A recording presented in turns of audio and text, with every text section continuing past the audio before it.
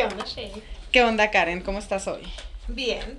Muy bien, qué bueno. Oye, qué gusto estar aquí. Me encanta grabar A mí podcast. también.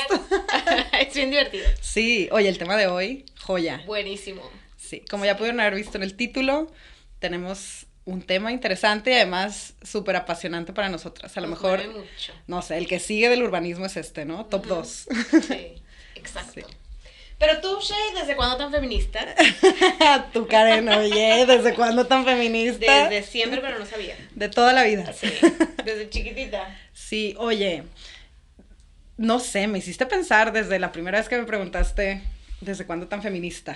No así. Luego, Suena medio agresivo. sí, que se sepa que se dice en broma, pero la verdad es que sí escuchas eso. A lo mejor ya menos, pero nosotros que ya estamos en el tercer piso, creo que sí es algo que al principio, cuando te manifestabas y el patriarcado estaba más extendido, y digo, todavía está, pero cuando el feminismo no estaba tan posicionado, quizá, sí era bien común escuchar así como que, ay, exagerada que eres feminista, ¿no? O sea, ay, feminista, eso es radical y así, ¿no? Entonces, no sé, yo creo que, a ver, yendo como a la definición del feminismo, que es buscar, pues, eso, como la igualdad de oportunidades para hombres y mujeres, me parece que siempre he sido feminista, ¿no?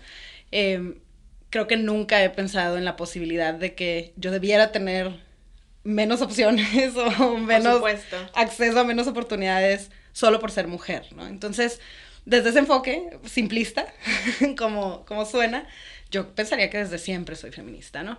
También creo que en la infancia, a lo mejor ya niñez tardía, o sea, antes de la adolescencia, en mi casa estuvo presente un poco el tema. Entonces, ya hablaré un poco más como de ese periodo de la vida, pero no ha sido un término ajeno. Y me parece que a lo mejor más abiertamente si vino en la carrera o incluso después, el interesarme como por documentarme más sobre el tema y luego hacer súper activamente promotora del feminismo, reconocerme como feminista, ¿no? Entonces te diría que a lo mejor intermitente y presente en mi vida desde que recuerdo, pero pues mucho más contundente y consolidado desde a lo mejor los veintitantos, ¿no? Los early 20s en mi vida. ¿Y tú? ¿Desde cuándo tan feminista? Yo también, entendiendo lo que busca el feminismo desde siempre, pero en mi casa no. Que alguien dijera, el feminismo es cero, nunca, jamás, nadie. Never. Y además, o sea, no solo eso, sino que cuando alguien me preguntaba, ¿eres feminista? Yo decía, no, soy humanista, o la igualdad, o sea, como, pero desde el privilegio absoluto y la ignorancia absoluta también. Entonces, sí, crecí en una casa en la que tú puedes hacer lo que tú quieras, tú puedes estudiar lo que tú quieras, tú tienes acceso a todas las oportunidades y muy de hija mayor también, que compartimos ese rol, claro. O sea, como... Y afortunadamente, pues, bastante, sí, en el salón de clases no tenía como, no, las mujeres no pueden hablar, o tú calladita, o sea, yo muy participativa, yo muy la niña del primer lugar, yo, o sea, claro. muy así. La niña de los plumones. La niña de los plumones, y entonces, imagínate eso, o sea, yo hasta el posgrado, porque ni siquiera en la carrera, me hice como plenamente consciente de la necesidad, la urgencia y eso. El machismo te hace como tener la contraparte, ¿no? Y decir, esto no es como tan inocente como una pensaba. Claro, no, me resuenan un chorro de cosas y también me surgen preguntas. Primero a lo mejor tengo una pregunta y también un comentario, pero el comentario creo que sería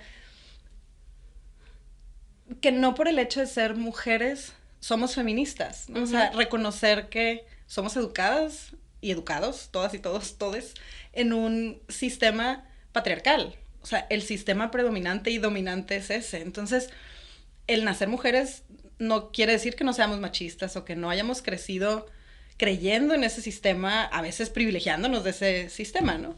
Pero me parece eso, por una parte, eso me parece importante, pero lo otro que no quisiera como dejarlo tan superficial es esto de yo no soy feminista, soy como humanista, o soy...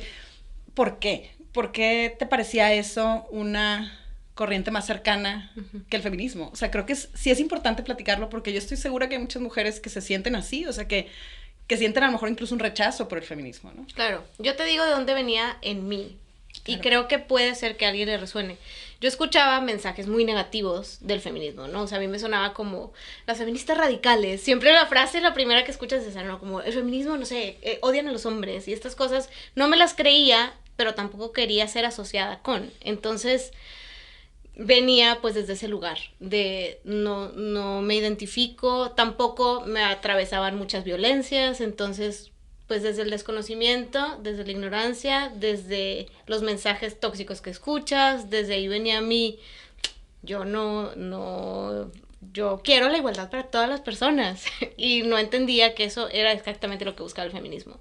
Claro, esto también gráficamente me lo imaginé como un espectro, ¿no? O sea, al final también en dónde te sitúas en el feminismo me parecería un espectro, ¿no? O sea, creo que también existen estas representaciones de feminismo e incluso creo que recientemente, o no sé si tan recientemente, pero para mí reciente, también he escuchado a mujeres que no es porque no consideren positivo el feminismo, sino porque tampoco sienten que les represente, ¿no? Entonces, el feminismo también podría estar cargado, pues, de temas coloniales o de temas de privilegio, en ocasiones de temas raciales. Entonces, mujeres que sí tienen una lucha, que les atraviesa, a lo mejor que no es primero el ser mujer, pero también el ser mujer, que tampoco se reconocen como feministas, ¿no? Entonces, a mí me parece, pues, eso, que hay mucho espacio por donde moverte y también, pues sí, es válido y es un proceso, al final de cuentas, en el que nos encontramos cada quien en un lugar diferente, ¿no? Exacto, cada quien sigue su proceso, ¿no? Como todo en la vida. Sí. Pero a lo mejor valdría la pena justo hacer como una recapitulación así súper sintética de las olas del feminismo, porque quizá no todo el mundo sepa, y por lo mismo que a lo mejor has tenido cierta distancia, no se sabe desde cuándo empieza, y luego no es feminismo, son feminismos, precisamente por lo que decías, ¿no? Porque hay muchas luchas.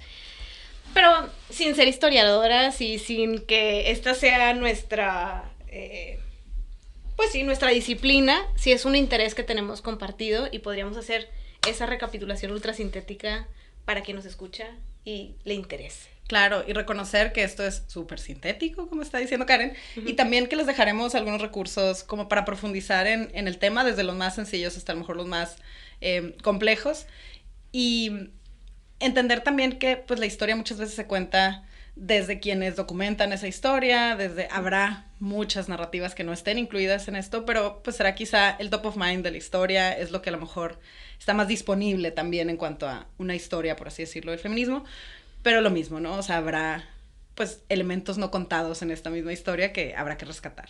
De hecho, así, nota al margen, hoy, un alumno muy querido, hola Rod, me dijo justo como, ¿y el patriarcado ha existido en todo el planeta? ¿O cómo era aquí en la sociedad precolonial? También estaba como ese, sí, el patriarcado siempre ha existido, desde siempre, o no en todas partes, no de manera igual. ¿Qué opinas? Mira, he escuchado, vienen así a mi mente como citas, referencias, notas y así, ¿no? En una de las referencias que les vamos a dejar es una charla de Mariana Gabarrot que dio en los 3 museos como parte de un diplomado de historia y precisamente le hacen una pregunta similar a esta y explica pues de dónde viene como la figura, ¿no? Sí viene de muy atrás y también otra referencia más cercana que tiene que ver más con el estudio pues de las sociedades desde la sociología. Marta Lamas tiene un artículo en donde habla precisamente pues del estudio como desde la sociología de las relaciones hombres y mujeres, ¿no? Entonces, de lo que ella dice que se ha analizado de las culturas en el mundo es que hay lugares en donde una actividad puede ser atribuida al rol de género de las mujeres y otra actividad, y la misma actividad en otro lugar ser atribuida al rol de género de los hombres. Por ejemplo, pone el ejemplo de hacer canastas. Hay sociedades, lugares del planeta donde hacer canastas es un tema de mujeres. Las mujeres son las más expertas en canastas y los hombres no saben hacer canastas. Y en otro lugar, las canastas son hechas por los hombres y los hombres son los mejores para hacer canastas. Eso sí se ha encontrado, es decir, que el rol de género no es igual en todos los lugares del planeta, pero lo que sí se encontró desde la sociología, que está presente en todo el planeta, es la subordinación. O sea, de la subordinación de la mujer al hombre. Siempre ha habido como una jerarquía mayor o un poder mayor en los hombres sobre las mujeres, ¿no? Entonces, pues eso, no necesariamente habla como o no que yo recuerde en este artículo, no se va tan atrás como para definir el origen del patriarcado, pero Mariana Garrot sí aborda este tema. Entonces, me parece que serían dos fuentes que podrían consultar como para entrar a detalle, ¿no? Como de dónde viene y por qué es un sistema que perdura. Sí, otra nota ahí, y ya dejamos con eso las sociedades precolombinas de momento, nada más para decir, o precoloniales, que una cosa sí es verdad que con la colonización también sociedades o estructuras sociales que no tenían una organización patriarcal, el proceso de colonización utilizó como herramienta la historia muy famosa de la Malinche y cómo se utilizó la figura de la Malinche para conquistar. También sucedió con hombres, como toma este nuevo rol, y eso ayudó a el sometimiento de esa sociedad, ¿no? Pero bueno, nos salimos por aquí un poquito del tema y sería hablar de las olas, ¿verdad? Sí. El hiperresumen. Bueno, la primera ola, la lucha era política en el sentido de adquirir esos derechos de participación política, tener el derecho para votar, tener el derecho para tener derechos, ser considerada humana básicamente, o sea, el poder tener, pues sí, el sufragio, podríamos decir que era la principal lucha de la primera ola. Claro, estos cuestionamientos vienen también de una igualdad entre los hombres, o sea, había una primera crítica a la monarquía, o sea, o a la monarquía como sistema político, en donde se hablaba pues que todos los hombres deberían tener los mismos derechos. Entonces surgen también pues las mujeres a decir, pero solo los hombres, o sea, cuando hablas de hombres te refieres solo al sexo masculino, ¿y dónde quedan las mujeres, no? O sea, ¿por qué como mujeres no tenemos también esos derechos? O sea, no es solo un tema de clase o de poder, es también un tema de sexo o de género, ¿no? Eso yo creo que podría ser así la versión hiper resumida de la primera ola. La segunda ola, bueno, a lo mejor ahí haría un apunte. O sea, me parece que también es parte de contar esta historia breve. Es importante porque muchas veces el argumento es decir, ya lograron todo. O sea, como ya para votan. que siguen luchando. Ya van a la escuela. Y de las cosas que a mí, cada que las escucho me enojan, así como que me mueven una fibra sensible. Es que el voto de las mujeres en México, o sea, es decir, que pudiéramos ejercer el derecho solo de votar, ya no de ser votadas, de votar, en México fue en los 50s. O sea, mi mamá nació en los 50, ¿sabes? Me parece una grosería, o sea, 100 años antes y no nos toca ni votar, ¿sabes? Entonces, es algo que se ha ido ganando en la historia muy reciente, considerando la historia que tiene el mundo, ¿no? Exacto, sí, es importante saber que todo ha costado, nada vino dado, todo ha representado una lucha y una organización de un montón de gente y ningún derecho es gratis, todos se buscan y se obtienen. Y se luchan, ¿no? Que esa es otra. Bueno, la segunda ola podríamos decir a grandes rasgos que es la de tener el control del cuerpo, el tener el control de la reproducción sobre todo, ¿cómo voy a tener acceso a la educación? ¿Cómo voy a tener acceso al trabajo? ¿Cómo voy a tener acceso a otras oportunidades? Si ni siquiera tengo el control de si voy a tener 20 hijos, o 2, o 10, o de tu tiempo, de tus esfuerzos, de tus recursos, no podías hacer una planificación. Entonces todo eso vino también con, el tener el control de la reproducción, básicamente. Claro, y aquí también entran otros temas como muy profundos. Por una parte, antes de que las mujeres tuvieran estos derechos reconocidos como al voto, a la propiedad, etcétera, prácticamente eran dependientes y propiedades de un hombre en su familia allá afuera, de su papá, de sus hermanos si no había un papá, y eventualmente de su marido, ¿no? Eso y todos los bienes que pudieran tener y todo el control de su tiempo.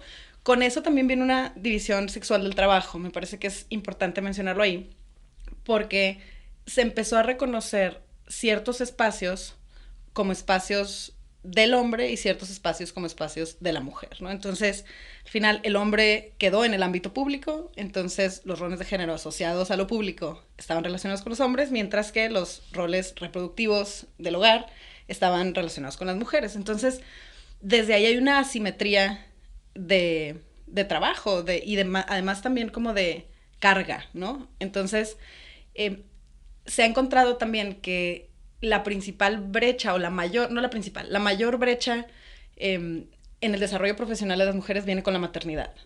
no solo, eso en años más recientes, ¿no? Se sabe que hay un gap de salario, o sea, una brecha salarial, en donde los hombres ganan más por hacer el mismo trabajo que las mujeres, pero también han identificado que el mayor salto viene cuando una mujer se convierte en madre. Y eso tiene que ver también con la asimetría de las responsabilidades y las labores relacionadas con el cuidado. Por eso se vuelve bien importante también esta época. Eso por una parte, la maternidad, pero no solo la maternidad. También recordar que hay violencias dentro del matrimonio que no se encontraban penadas por la ley. O sea, una violación dentro del matrimonio no estaba penada por la ley hasta hace algunos años, ¿no? Entonces, pues eso, las mujeres éramos objeto de, sí, de propiedad prácticamente, si ya no en lo legal, al menos, bueno, sí, incluso en lo legal en algunas cosas, ¿no? O sea, nuestro cuerpo parecía no pertenecernos, ni en el espacio público, porque ese era el lugar de los hombres, ni en el espacio privado, porque estábamos subordinadas a un hombre normalmente, ¿no? Entonces, por eso esta lucha o esta ola se vuelve también súper relevante, ¿no? Porque es una puerta, así como lo fue el derecho a la propiedad y al voto, se convierte también en una puerta, pues, para mayor independencia como personas, ¿no? Exacto. También, pues, son las décadas en las que en la posguerra de la Segunda Guerra Mundial, después de que las mujeres habían estado en la fuerza laboral, en la industria, mientras los hombres estaban en el conflicto armado, después de haber tenido ese rol social, de pronto es métete a tu casa y ahora ya no, porque esos trabajos tienen que liberarse para los hombres que necesitan ocuparlos porque regresaban de la guerra, ¿no? Entonces también era ese como, hey, pero no todas necesariamente quieren eso. Y el surgimiento de los anticonceptivos, en fin, bueno, por ahí. También en esa época se me hace bien importante conectarlo con lo urbano. Surge como modelo de desarrollo urbano el suburbio, sobre todo en Estados Unidos. Y pues eso, ¿no? O sea, al final el suburbio es una zonificación exclusiva en donde solo se construye vivienda. Para que eso sea sostenible, alguien tiene que estar al tanto de ese hogar, ¿no? Pero además, pues los trabajos estaban en los centros de las ciudades. Entonces era el hombre quien se desplazaba en un esquema pues tradicional de matrimonio en esa época, ¿no? En el que se trasladaba a los centros de las ciudades a trabajar, salía al hogar, mientras que las mujeres se quedaban pues haciéndose cargo de todo en el hogar. Pero además, ese hombre no hubiera podido salir a trabajar si no hubiera habido una mujer que pues hiciera todo lo demás, ¿no? Hiciera el súper, limpiara la comida. Claro, cuidar a los hijos, de planchar las camisas, etcétera, ¿no?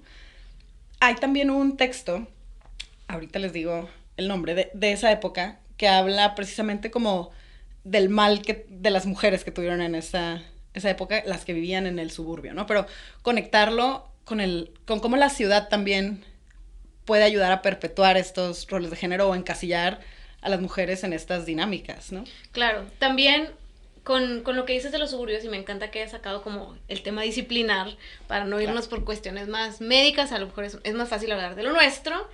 El Levittown era un ejemplo en Estados Unidos como de esto que estás contando, ¿no? El suburbio americano como modelo que se repite por todo el planeta, y la representación que había de los centros urbanos en ese momento pues era muy negativa.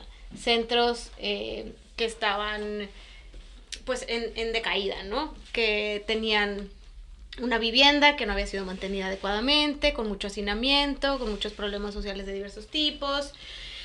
Y el suburbio era como la solución a los problemas, ignóralos, aléjate y ten esta vida idílica en la que no tienes por qué lidiar con eso. Claro, creo que también se conecta no solo con el urbanismo, recordar que también somos arquitectas y nos apasionan también esos temas, sino también con la arquitectura, ¿no? Empieza también, o sea, el formato de la vivienda unifamiliar, pero la disposición de esos hogares, si bien en los años 60, me parece, empezó a haber, o antes incluso... 20, 30. Esfuerzos desde las arquitectas por hacer más eficientes las labores del hogar. O sea, no era que las mujeres dejen de hacer toda la chamba, era cómo hacemos que se tarden menos en hacer la chamba para poder tener tiempo disponible para otras cosas, ¿no? Entonces, cocinas modulares, compactar... pues sí, Sí, la cocina de Frankfurt de Margarete Schutter-Lihotzky. Por ejemplo, o que dentro de un complejo habitacional pudieras tener espacios compartidos que te permitieran también eficientar algunas de las labores. Entonces, el suburbio viene otra vez también había como toda una mercadotecnia en torno a a eso, ¿no? Entonces estaba dirigido a las mujeres, pues la nueva lavadora, la nueva licuadora, la nueva estufa, la nueva... Entonces venía como todo un sistema acompañando eso, ¿no? Y es imposible no relacionarlo con el capitalismo también. Al capitalismo le conviene que alguien haga esas funciones para poder tener a la fuerza laboral empleada pues, las horas necesarias que requiera, ¿no? Hay un libro buenísimo de Beatriz Colomina que se llama Domesticidad en Guerra. Estoy aquí googleando el título a ver si sí es. Domesticidad en Guerra. Sí, sí es. Es buenísimo y justo habla de esto, ¿no? De el hogar, la vivienda moderna, la tecnología que estaba equipando esta vivienda moderna y cómo vino pues justamente en este tiempo de la posguerra. Claro. Pero nos salimos, bueno, no nos salimos, extendimos el tema de la segunda ola, exacto. Y entonces aquí pues fueron 50s, 60s y en los 70s empieza a cobrar fuerza lo que se conoce como la tercera ola. La tercera ola está, si la primera fue el voto o el sufragio, la segunda el control de tus oportunidades a través del control de la reproducción, podríamos decir que la tercera es interseccionalidad o multiculturalismo. ¿Qué entiendes tú por interseccionalidad? Buena pregunta. Seré la peor para explicarlo, de seguro. No. Pero jamás. bueno, desde cómo lo entiendo, ¿no? Pero bueno, se empieza a reconocer que a las mujeres nos atraviesan otras características y violencias más allá del género, ¿no? Entonces, sufrimos violencia por ser mujer, pero en esta jerarquía de poder no solo sufrimos violencia por ser mujeres, simultáneamente podemos sufrir violencia por ser negras, por ser indígenas, por ser, luego hay placeholder al tema indígena, hablaremos después de ese englobe de las diferentes culturas en el término indígena, pero bueno, eso, ¿no? De ser de una clase socioeconómica baja, de ser migrante, de ser... Sí. Con alguna diversidad neurológica. Exacto, entonces es posible que seamos más discriminadas o tengamos, suframos mayores violencias, además del género, ¿no? Entonces, eso, pues reconocer primero que hay una diversidad y que además puede haber sistemas de opresión que al mismo tiempo se manifiesten. Es decir, una mujer blanca de clase alta no sufre las mismas violencias, aunque sea mujer también, que una mujer, no sé, negra de clase socioeconómica baja, por ejemplo. Y aquí la teoría crítica de raza y la teoría de estudios latinoamericanos han tenido mucha fuerza o han alimentado muchísimo esta crítica. No esta crítica, perdón, esta tercera ola. Es desde donde viene, pues, todo lo que escuchamos todavía mucho, ¿no? Lo decolonial, lo interseccional, sí, el hecho de que se vuelven complejas las vulnerabilidades o las cosas que pueden precarizar nuestras situaciones. También creo que hubo, bueno, no creo, hubo, por lo que he leído y lo que he investigado, hubo críticas al feminismo que se había realizado hasta el momento, sobre todo de mujeres que no se sentían incluidas en ese feminismo.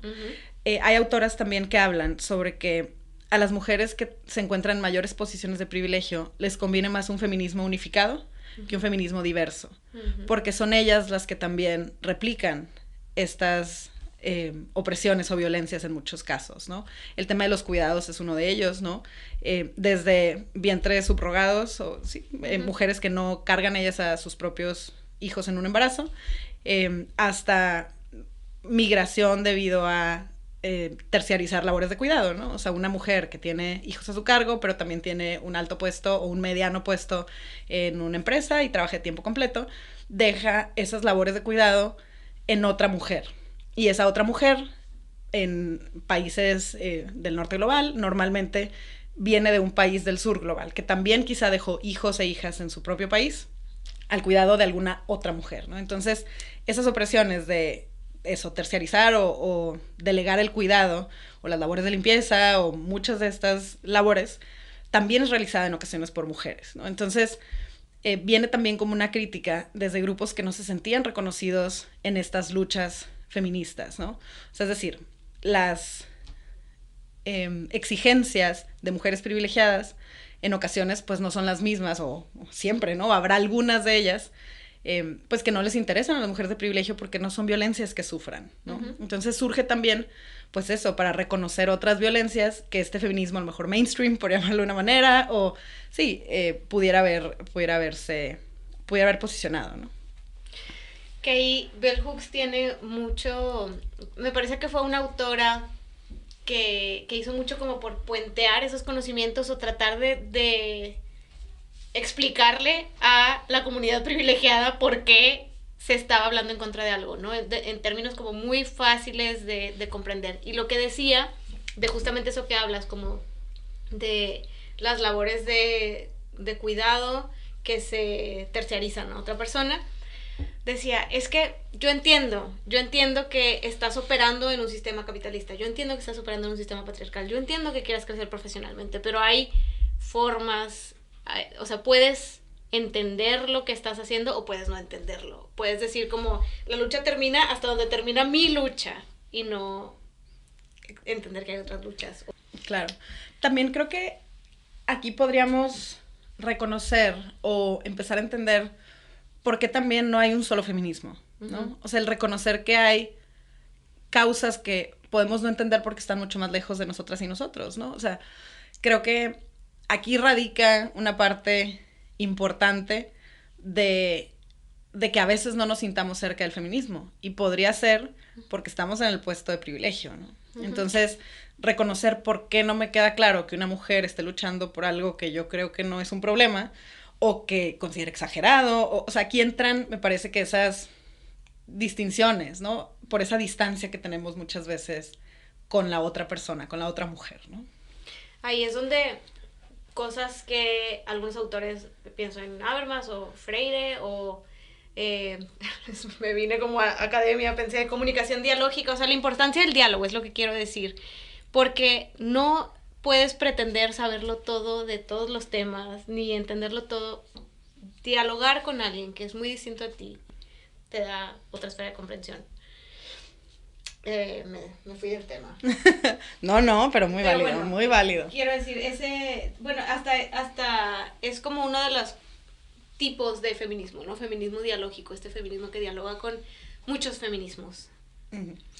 Sí, ahí me acuerdo y siempre hablo de esta frase porque a mí me hizo mucho sentido.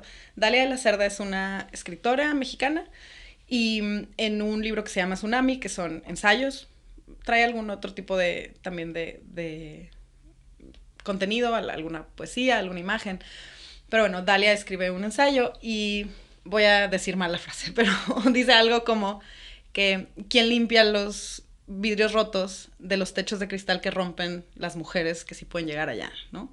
O sea, al final de cuentas, pues hay mujeres que están buscando romper ese techo de cristal y empujando, pero ¿quién se está haciendo cargo?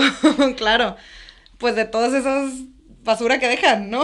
O sea, al final, ¿a qué costo? ¿Y quién paga ese otro costo, no?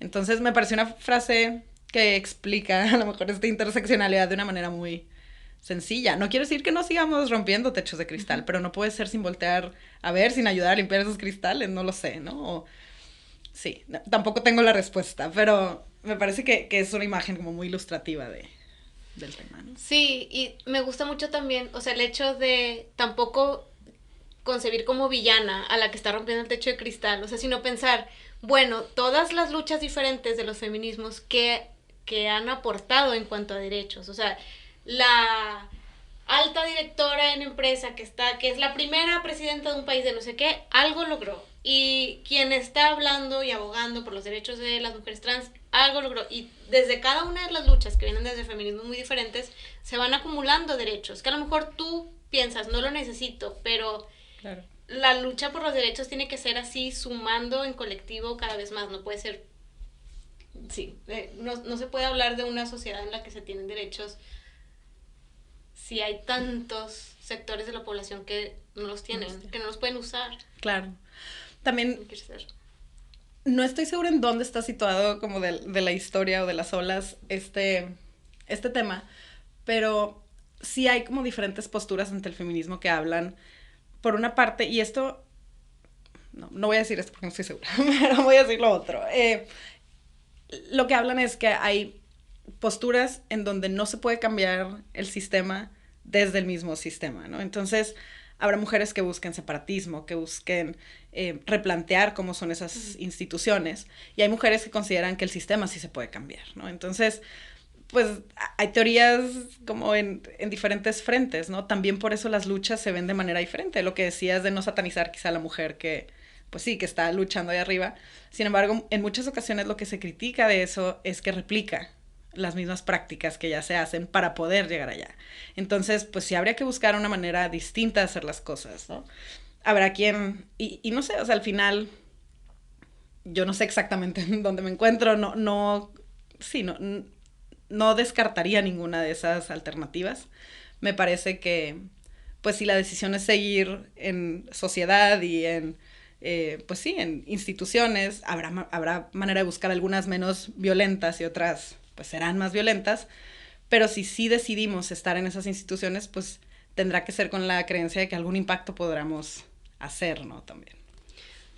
Sí, y yo creo que tampoco necesariamente tienes que elegir, una postura o decir, yo me considero feminista, liberal económica, o sea, luego se complejiza demasiado la cosa. A lo mejor es solo entender, bueno, cuando hablamos de feminismo radical, ¿qué estamos diciendo? Estamos diciendo esto que acabas de decir, que el mundo es capitalista, heteropatriarcal, y que si todo el sistema está concebido así, es difícil sin que se destruyan esos sistemas cambiar realmente la realidad, ¿no? O sea, o que seguirán existiendo inequidades. O cuando hablamos de feminismo liberal, pues estamos hablando de lo económico sobre todo, cuando esa lucha por los puestos, todo el lenguaje de los techos de cristal y guau, viene de allá.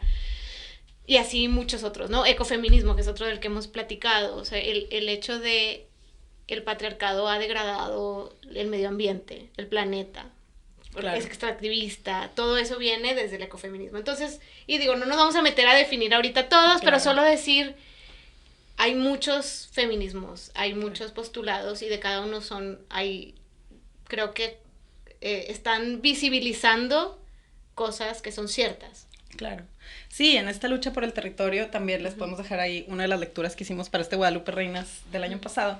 Y pues eso, o sea, hay muchas luchas que confrontan, que son mujeres quienes están al frente de esa protección o defensa de sus territorios, ¿no? Y muchas veces degradados o desplazadas las comunidades por la extracción o el extractivismo pues capitalista, ¿no? O sea, son empresas transnacionales que van a estas zonas ricas en recursos naturales y no solo acaban con los recursos naturales, ¿no? Contaminan, dañan, enferman a las poblaciones que viven ahí. Entonces hay mucha de la lucha que se está haciendo desde el territorio y pues quizá las mujeres que están en esa lucha pues no compartirían con una mujer que se encuentra al frente de una de estas mismas empresas que están yendo a saquear sus territorios, ¿no? Entonces, claro, pues eso, hay una gran diversidad pues de feminismos quizá y de aproximaciones al feminismo, pero también igual, nos fuimos. Sí, no, pero de eso solo diría que se tiende, o bueno, es algo que he escuchado, se tiende como a caricaturizar estas posturas muchas veces, a decir, ok, estás en contra del capitalismo, entonces que ahora todos nos vamos a la orilla de un río y nos ponemos a pescar con una lanza y o sea, se cae en caricaturas realmente de las cosas, que desde luego hay comunidades que sí habitan así, que veo muy difícil pensar que el planeta Tierra entero en su globalidad podría existir en ese modelo, pero creo que todos nos damos cuenta de que el modelo en el que estamos no funciona bien y que no nos está dando buen servicio y esa es la crítica. Claro. Bueno, se nos salió de sintético el breve resumen sintético. Ni nos pasa. No, casi nunca. Yo quisiera saber si tú ubicas algún hecho en tu vida que te haya hecho considerarte feminista. La respuesta corta es no. Ok. No tengo un... Así de, era 23 de marzo de... No. No, y... Nunca he hablado de esto como tan abiertamente, pero también creo... Me he cuestionado si es o no privilegio, pero sí creo que mi experiencia no ha sido tan violenta. No, la mía tampoco. Entonces, lo considero un privilegio, Por supuesto que dadas las estadísticas, dado nuestro país y nuestro continente. Y eso creo que quizá hizo que el feminismo entrara de una manera más suave que fuerte. Vino progresivo, así como yo creo que también como mi amor por la ciudad, ¿no? O sea, tengo menos claro esta visión hacia atrás de en dónde estuvieron esos hitos. O sea, lo tengo más claro como con la ciudad y el urbanismo, y no tanto con el feminismo. Sí creo que, por ejemplo, en la carrera había muchas situaciones en el aula que podrían, o sea, que son machismo, pero no necesariamente las veía tan graves. En ese momento. Si las veo desde ahora, por supuesto que no soportaría ni toleraría algo así, aunque en ese momento era estudiante y había una relación de poder con el maestro que estaba en ese salón. Normalmente un hombre, y muchas veces de las áreas de ingeniería, por ejemplo, ¿no? Que fue en donde a lo mejor recibí mucho mayor violencia. A lo mejor no directamente, esa fue otra. No era como la persona a la que dirigían esas violencias, ¿no? Tenía compañeras que lo padecían mucho más que yo.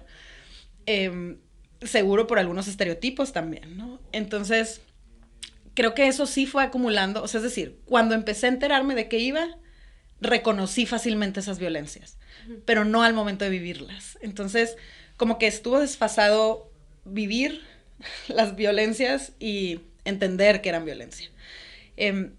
Creo que al entrar al mundo laboral fue un poco más evidente, pero lo mismo, siguió siendo un ambiente bastante benigno. También pensando en un violentómetro, pues las violencias eran menores. El violentómetro también se los podemos dejar, pero pues es un termómetro en donde se mide la gravedad de una violencia, ¿no? Que va desde bromas hirientes hasta el asesinato, ¿no? El feminicidio.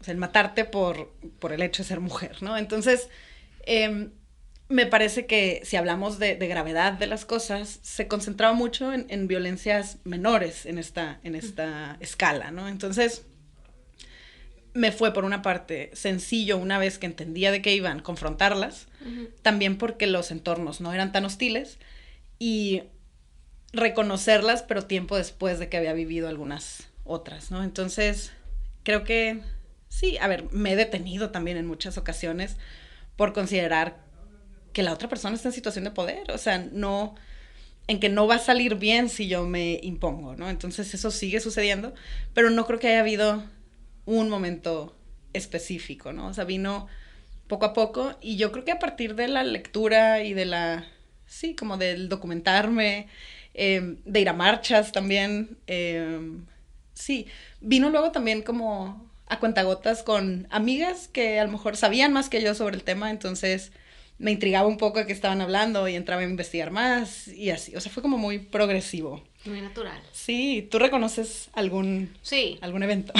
Sí. O sea, pero no como fecha ni como un acontecimiento así de un día, pero sí vino con vivir en Europa, y mi experiencia en Europa fue mayoritariamente 99% positiva, pero particularmente la experiencia de academia en Europa, porque toda mi experiencia en la escuela había sido como mexicana en México, que además le iba muy bien y que, sí, no sé, como mis pares eran muy similares a mí, en su mayoría.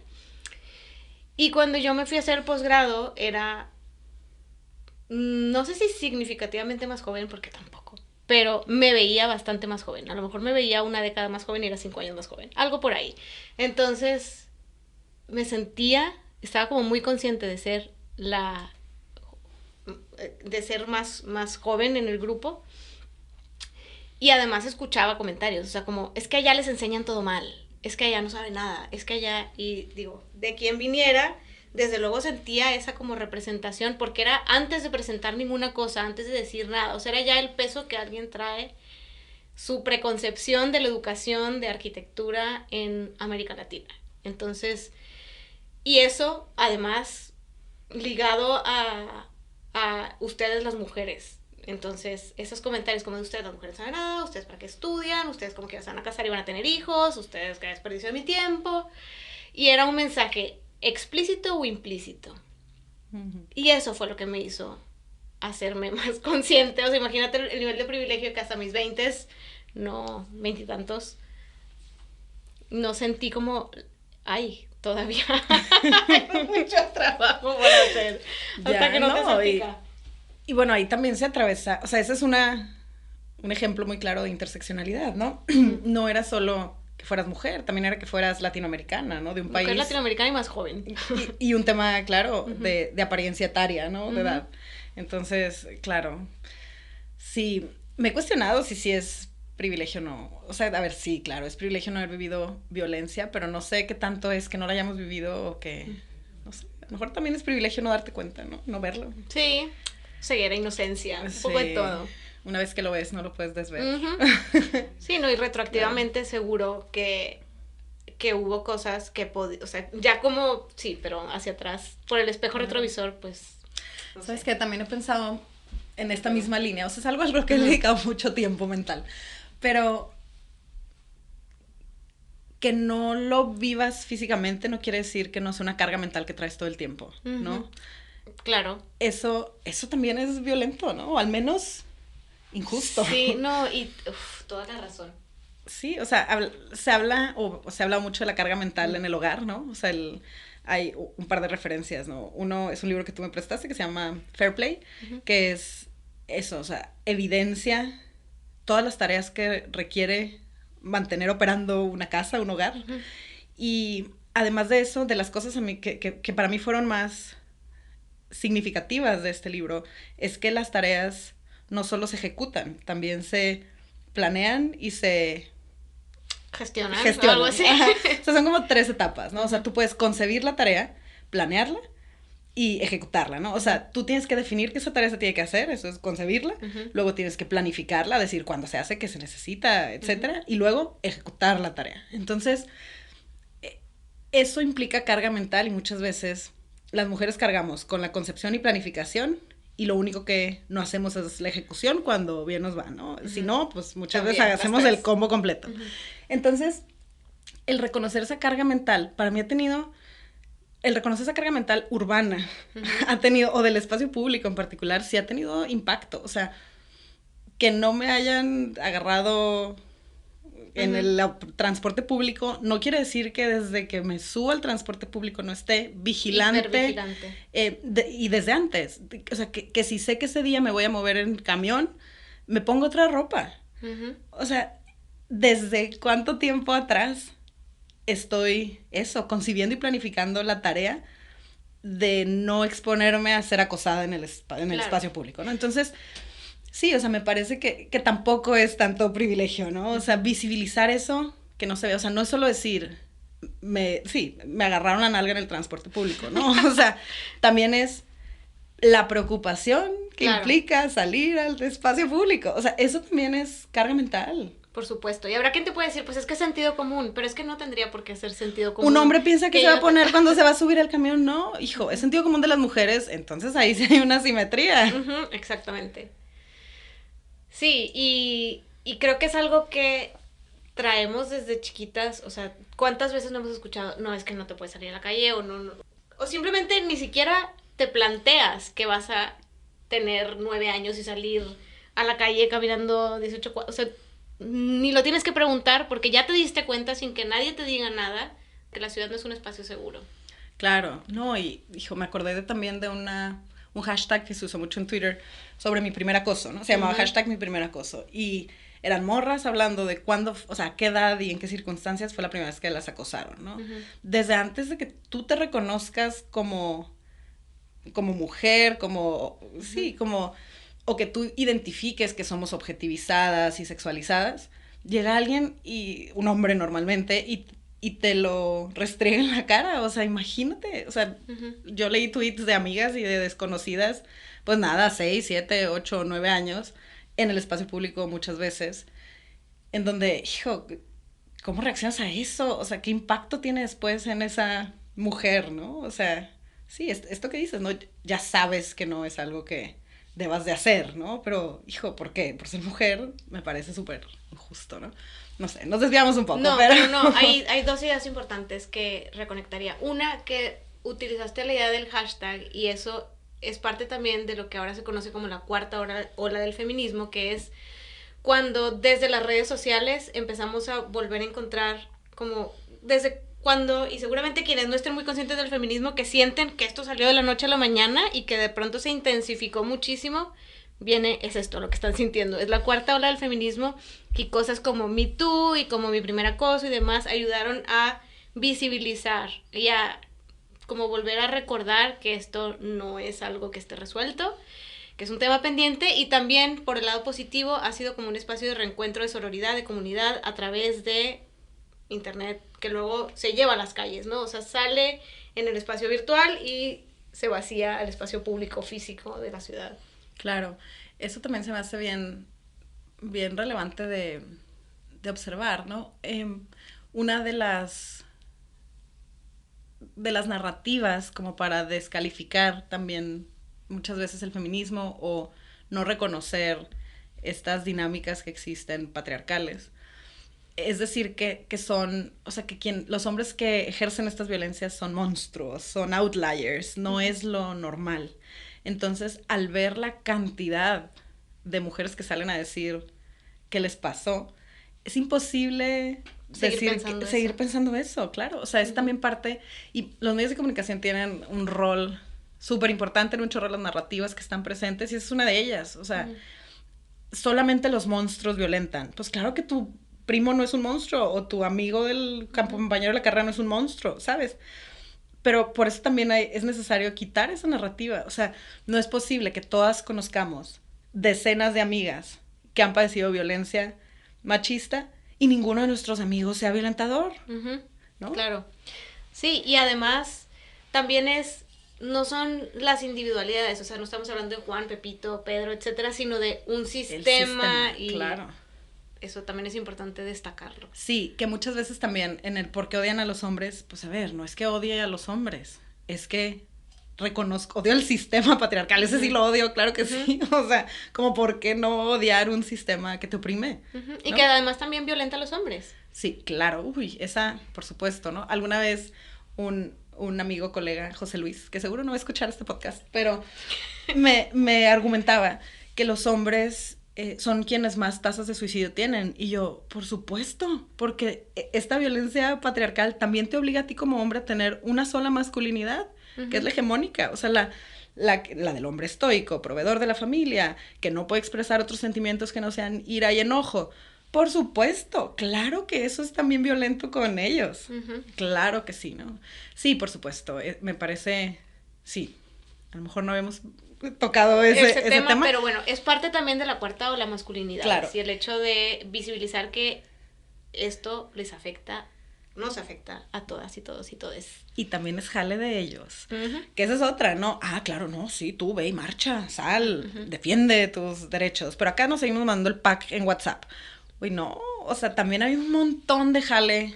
Salió hace poco también el tema del rompe el pacto, ¿no? Que era otro hashtag que buscaba involucrar a los hombres en dejar de ejercer violencia, ¿no? O sea, sí, claro, nosotras en reconocerla, en dejar de ser machistas nosotras mismas, pero también, pues eso de construirse, encontrar otras masculinidades que ya están ahí. O sea, sería absurdo incluso pensar que todos los hombres son iguales y que a todos les interesan las mismas cosas patriarcales y machistas. Claro que no. O sea, existen esas masculinidades, pero pues no están ahí representadas, no están, sí, visibles. Entonces, pues eso, hablar de construir, pensar que eso es posible, que otra manera de actuar, de ser es posible, me parece bien importante también. Pues eso, ¿no? Desde las masculinidades. Bueno, pues estamos llegando al tiempo que nos planteamos y tengo todavía muchísimas cosas de qué hablar de este tema. No siento que pueda cerrar. Pero, pues descubrí cómo ponerle pausa a nuestra grabadora muy bien. Pero sí, creo que es buen momento para pausar y para seguir con este tema que da para mucho en otro episodio. Claro, hicimos algunos esbozos, pues, de cómo se relaciona el tema con nuestras disciplinas, arquitectura y urbanismo, y yo creo que eso amerita un capítulo completo en sí mismo, y hablaremos a mayor profundidad de esto, pero al ser un sistema, el patriarcado, pues, evidentemente está en todos los ámbitos de la vida, ¿no? O sea, no solo en lo cotidiano, o en el hogar, o en el espacio público, sino también en en el trabajo y en la educación y pues en la disciplina, ¿no? Entonces, ha habido, yo pensaría que sí, esto es un poco más reciente, pero documentación y mayor visibilización desde la profesión, sobre todo de la arquitectura, y desde el propio trabajo del urbanismo. O sea, me parece que en la arquitectura ha sido más una crítica y un reposicionamiento del tema, y en el urbanismo ha sido más bien un ámbito particular, una línea de trabajo, ¿no? El tema de género y el tema del feminismo. Yo me imaginaría que porque lo urbano, pues, es el ámbito público, o sea, no puedes no reconocer esas inequidades en tu ámbito de trabajo, que es la ciudad, ¿no? Entonces, pues eso, yo creo que esto da para un capítulo, ya hablaremos también más de eso, y no sé, ¿quieres recomendar algunas lecturas, hablar un poco del tema? Lo que me gustaría recomendar, que pues les vamos a dejar el link para nuestra página y ahí les pondremos una lista de lecturas, a lo mejor unas más características de cada una de las olas, algunas desde la disciplina y pues así como una probadita después hablaremos de esto largo y tendido porque así nos encanta. Claro, oigan, y también pues invitarlas a marchar este 8M. Ya viene. Se viene el Día Internacional de la Mujer, de las mujeres.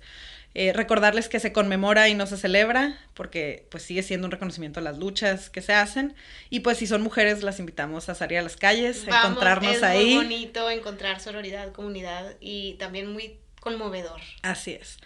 Falta algo de tiempo, pero también en nuestras redes sociales estaremos compartiendo información sobre la convocatoria a la marcha, y bueno, pues una de las maneras de sumarse y como decías, ¿no? Como de hacer grupo, hacer manada. Uh-huh. Entonces, bueno, nos pueden seguir en redes sociales como Trama Urbana MX, estamos en Instagram, en Twitter y más o menos en Facebook. Pero bueno, el Instagram es el que tiene más información y también por ahí tenemos el sitio web con algo de contenido sobre lo que hacemos. Pues bueno, nos vemos en la siguiente. Un gustazo, como siempre, platicar contigo. Un gusto también.